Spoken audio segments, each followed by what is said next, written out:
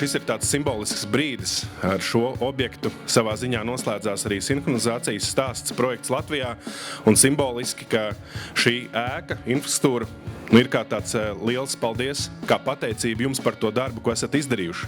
Šodien mēs svinam ne tikai kārtējā infrastruktūras projekta pabeigšanu, bet, kā jau ministra kungs teica, šis ir absolūti nozīmīgs noslēguma punkts arī sinhronizācijas projektā. Kā zināms, augstsprieguma tīkls ir sācies no Jāņciema, un šeit arī būs mūsu modernākā un spēcīgākā infrastruktūra. Šis projekts ir ļoti nozīmīgs arī no finansējuma piesaistes viedokļa, jo būtiskā daļa ir nosekta no ANM naudas. Tas arī iedeva savu pastiprinājumu arī termiņos šim projektam. AST ir saknēs balstīts uzņēmums. Mums ir ļoti spēcīgas saknes, un tās saknes ir tieši šeit.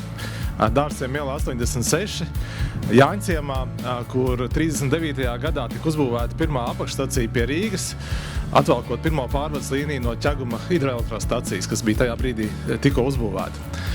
Un šīs saknes ir tas, kas mūs padara spēcīgs un stiprus, un uz šīm saknēm aug lieli darbi un spēcīgi cilvēki. Tie ir cilvēki ar fantastisku pieredzi, ar fantastisku uzņēmību, kas spēj paveikt lielus darbus un nodot savu zināšanas tālākajām paudzēm. Un šo māju mēs esam uzbūvējuši tieši tādiem cilvēkiem. Cilvēkiem, kas ar atdevi strādā AST labā un caur to arī ar atdevi strādā visas Latvijas labā.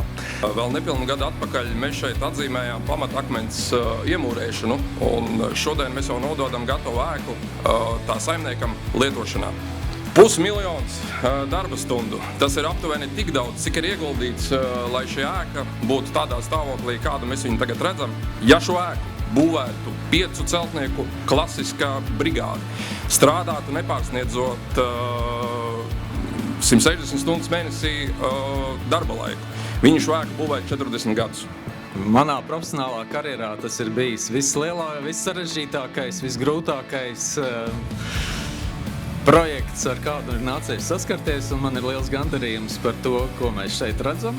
Tas ir vēl vienu reizi kārtējais jau pierādījums par mūsu spējām īstenot lielus, sarežģītus, ļoti komplicētus projektus nevainojamā izpildījumā.